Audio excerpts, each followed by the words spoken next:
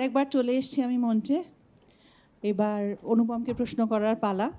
গান আপনারা শুনবেন, কিন্তু ওটা আমরা জিয়ে জিয়ে রাখছি যাতে আপনাদের উৎসাহ আরও একটু বাড়ে।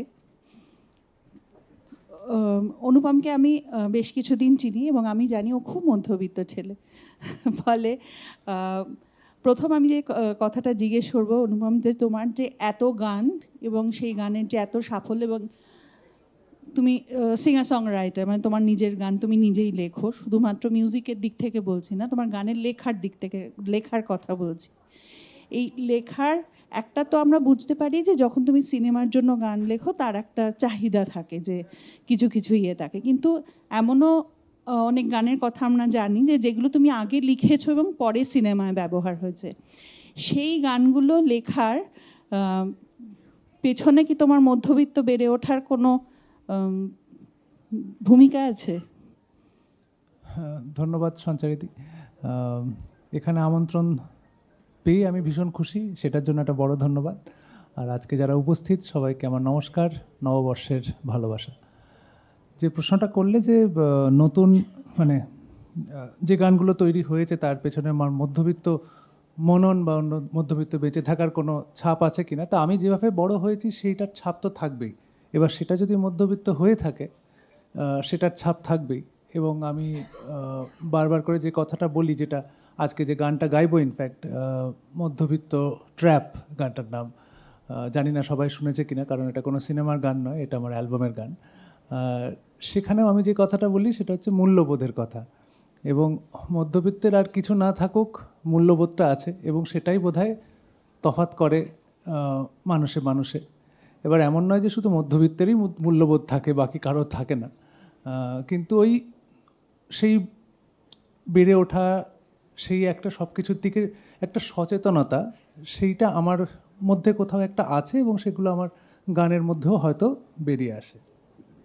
মানে এই যে তুমি বলছো যে মধ্যবিত্ত ট্র্যাপ, আমরা যেটাকে এখনো সবসময়, মানে ধরো তুমি যে বললে মধ্যবিত্ত মানসিকতা, এটা নিয়ে আজকে অনেকবার আলোচনাও হয়েছে, কিন্তু আমার যেটা মনে হয় অনেক সময় আমরা এইটাও বলি যে টিপিক্যাল মিডল ক্লাস মেন্টালিটি, যে মেন্টালিটিটা, বা তুমি যেটা বলছো যে মধ্যবিত্তের ট্র্যাপ, যার কিছু মূল্যবোধ থাকে, বেঁধে দেওয়া মূল্যবোধ, সেটা আমাদের ভীরুতার জন্যই হোক বা আমাদের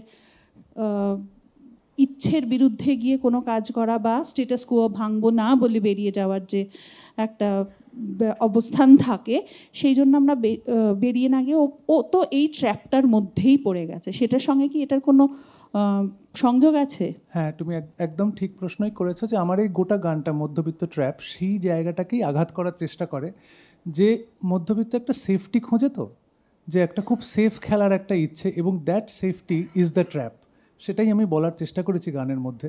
এবং মূল্যবোধের কথাটা আগে বলেনি, যে মূল্যবোধকে কোনটাকে আমরা গ্লোরিফাই করতে চাই আর কোনটাকে করতে চাই না। আমি আমার ব্যক্তিগত জায়গা থেকে বলি যে আমি একটা ঘরে আছি আর অন্য ঘরে আমার আলো পাখা চলছে, তো আমার মধ্যবিত্ত বেড়ে ওঠা আমাকে বলবে যে ওই ঘরের আলোটা যাতে না জ্বলে, ওই ঘরের পাখাটা যাতে বন্ধ থাকে। এটা আমার মূল্যবোধ, এবং এটা যদি মধ্যবিত্ত হয়ে থাকে তাহলে আমি এটাকে সম্মান করব। এবং কারণ এটা কিন্তু একটা গ্লোবাল জায়গা থেকে, আমি একটা এনার্জি কনজারভেশনের একটা জায়গা থেকে এই জিনিসটা করছি। এবং এই যে মধ্যবিত্ত বাঁচিয়ে বাঁচিয়ে চলে, ফুরিয়ে যাওয়ার একটা যে ভয়, সেই জায়গাটা আমার কাছে গুরুত্বপূর্ণ, এবং এটাকে আমি স্যালুট করি, এটাকে সম্মান করি। এবার পরের প্রশ্নটা আসছে যে সেফটির। মধ্যবিত্ত বড্ড সেফ খেলে, এবং এই there is no safety in life. আমি যে গানটা গাইবো তার যে আগে একটা মিউজিক ভিডিও আছে, তার আগে একটা আলোচনা আছে আমি আর অনির্বাণ করছি, যে আমাদের সমাজে আস্তে আস্তে অর্থনৈতিক গ্যাপটা এতটা বাড়ছে যে মাত্র দুটো শ্রেণী পড়ে থাকবে, একটি বড়লোক, একটি গরিব। এই যে মধ্যেখানে আমরা যারা ভাবছিলাম যে আমরা খুব সেফ আছি, আদৌ আমরা সেফ নেই। আমাদের মানে হয় আমরা নিচের দিকে চলে যাব, কিংবা যারা পারবে, যারা রিস্কটা নেবে, যারা সেই চেষ্টাটা করবে, তারা ওপরে যাবে। এবং এই স্ট্রেটাটা আস্তে আস্তে মিলিয়ে যাবে, এবং এটা কিন্তু গ্লোবালি হচ্ছে। এটা আজকে আমাদের দেশের পলিসি, রাজ্যের পলিসি, যাই হোক না কেন, গোটা দেশ যেভাবে ভাবছে, একটা দেশও তো নেই যারা অন্যভাবে ভাবছে। প্রত্যেকেই ক্যাপিটালিস্ট একটা আউটলুকে চলছে, প্রত্যেকটা বিল যেগুলো পাস হচ্ছে, আইন যেগুলো আনা হচ্ছে, সেগুলো কিন্তু ক্যাপিটালিস্টদেরকেই সাপোর্ট করে আনা হচ্ছে। এখানে আমরা যদি কেউ খুব ব্যতিক্রমী হই, আমাদের খুব মুশকিল হবে আর কি। এবং মধ্যবিত্তকে, মানে আমি নিজেও মধ্যবিত্ত, সেই জায়গা থেকে আমাদের একটু সচেতন হওয়া প্রয়োজন যে আমাদের অনেক কিছু কিন্তু হারিয়ে যাচ্ছে আস্তে আস্তে, এবং অর্থনৈতিকভাবে হারিয়ে যাচ্ছে। এবং এই গানের মধ্যেই আছে একটা কথা, যে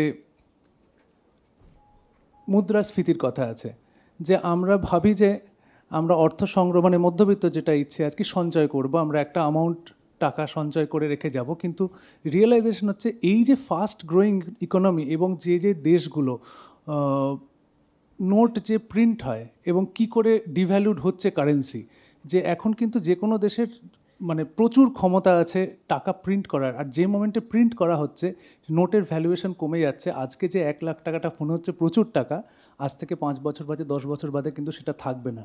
এবং মধ্যবিত্তের মধ্যে সেই অ্যাওয়ারনেসটা, সেই সচেতনতাটা, ফাইন্যান্স নিয়ে সচেতনতা, সেটার আমি অভাব দেখি। আমাদের বড় হওয়ার মধ্যে সেই অভাবটা দেখি। আমি যখন 40 বছর বয়সে নিজেই পড়াশোনা করে বোঝার চেষ্টা করছি কি হচ্ছে, তার আগে কিন্তু আমাকে কেউ বলে দেয়নি। এবং আমার চারিপাশে আমার ফ্যামিলি, আমার বন্ধু বান্ধব, কাউকে এটা নিয়ে মাথা ব্যথায় দেখিনি। কারণ মধ্যবিত্তর অন্যরকম একটা চিন্তাভাবনায় বসে আছে, এবং ফিলোসফি নিয়ে আলোচনা হচ্ছে, সব কিছু নিয়ে হচ্ছে, কিন্তু অর্থ নিয়ে কোনোভাবে আলোচনা হচ্ছে না। আমার বক্তব্য হচ্ছে এই সময় দাঁড়িয়ে, অ্যাটলিস্ট 2024-এ দাঁড়িয়ে অর্থকে উপেক্ষা করার কিন্তু জায়গাটা আমাদের নেই। ইট ইজ ভেরি ইম্পর্ট্যান্ট, আর আমাদের সেটাতে ফোকাস করা দরকার, যাতে আমরা এই মধ্যবিত্ত ট্র্যাপে আটকে না থাকি। তার মানে তুমিও কি একদিকে উচ্চবিত্ত এবং একদিকে নিম্নবিত্তর পক্ষে চলে যাচ্ছ? মানে মধ্যবিত্ত আস্তে আস্তে ক্রল করে ওপর দিকে উঠে যাবে কিংবা নিচের দিকে নেমে যাবে, মাঝখানটা ভ্যানিশিং মিডল। এটাই ভবিতব্য বলে আমার মনে হয়, যদি না রাতারাতি কিছু বড় নিয়ম আসে, আইন করে নতুন নিয়ম এসে অনেক কিছু পাল্টে ফেলা হয়। তাহলে বিপ্লব করবে কারা? তাহলে বিপ্লব করবে কারা? চেক বিপ্লব শব্দটা খুব একটা পছন্দ হয়নি, বোঝা যাচ্ছে। না, বিপ্লব তো থাকবেই। এই দুই শ্রেণীতে শুধু তো অর্থের বিপ্লব না, অনেক কিছু অধিকারের বিপ্লবও থাকে। এখানেই বঞ্চিত কেউ হবে এবং সে বিপ্লব করবে, যে বঞ্চিত সে বিপ্লব করে। সবসময় যে বিপ্লব নিম্নবিত্তের থেকে উঠে এসছে তা কিন্তু নয়। মধ্যবিত্তের একটা চারিত্রিক বৈশিষ্ট্য কিন্তু বিরোধ করা, বিপ্লব করা এবং বদল আনার চেষ্টা করা। তো সেইটা যদি আস্তে আস্তে চলে যায়, তাহলে চেক অ্যান্ড ব্যালেন্সটা কি করে থাকবে? সেটা চলে যাবে না, কারণ মধ্যবিত্তই তো থাকবে না। থাকবে ওই মধ্যবিত্ত যারা আর কি চলে যেতে পারলো না ওপরের সিঁড়িতে, তারা তো নিম্নবিত্ত হয়ে থাকবে, এবং সেখানে বিপ্লব হবে। যাক, সেটা তাহলে ভবিষ্যতেই বলবে। আমরা বরং গানটাতে চলে যাই।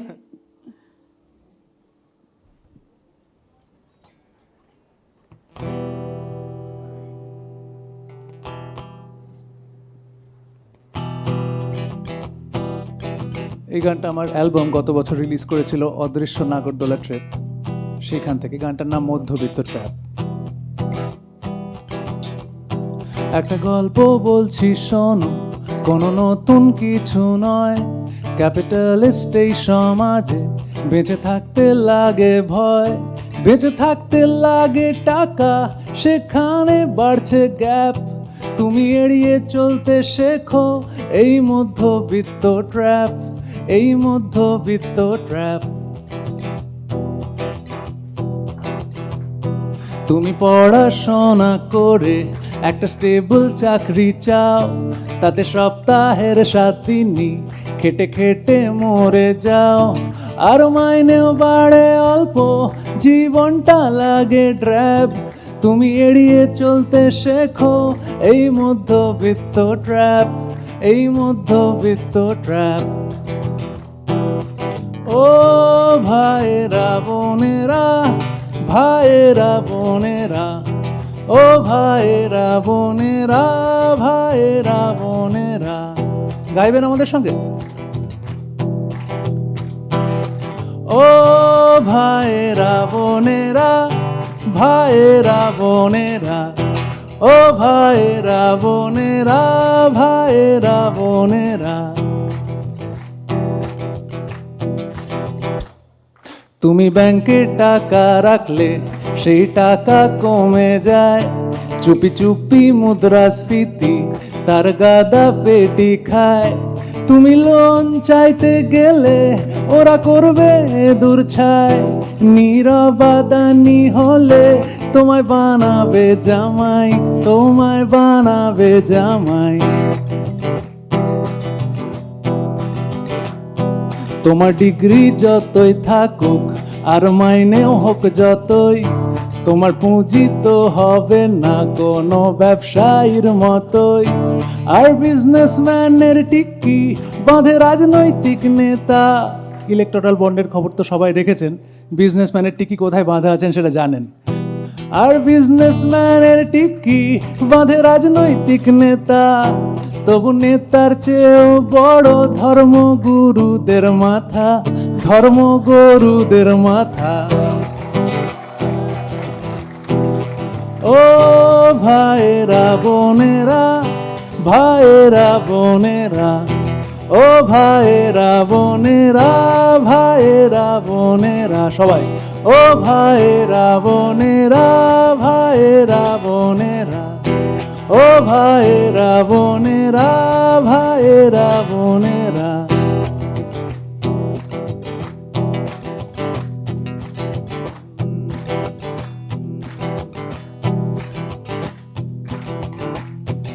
ভুলে গেছি, আসলে মনে পড়ছে না।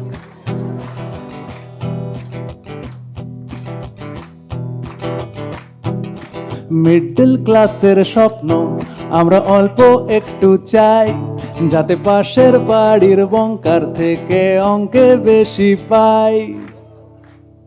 তোমার মূল্যবোধই আসল, হারিয়ে ফেলো না, তোমার পিঠ দেওয়ালে ঠেকে আর সেফ খেলো না, আর সেফ খেলো না।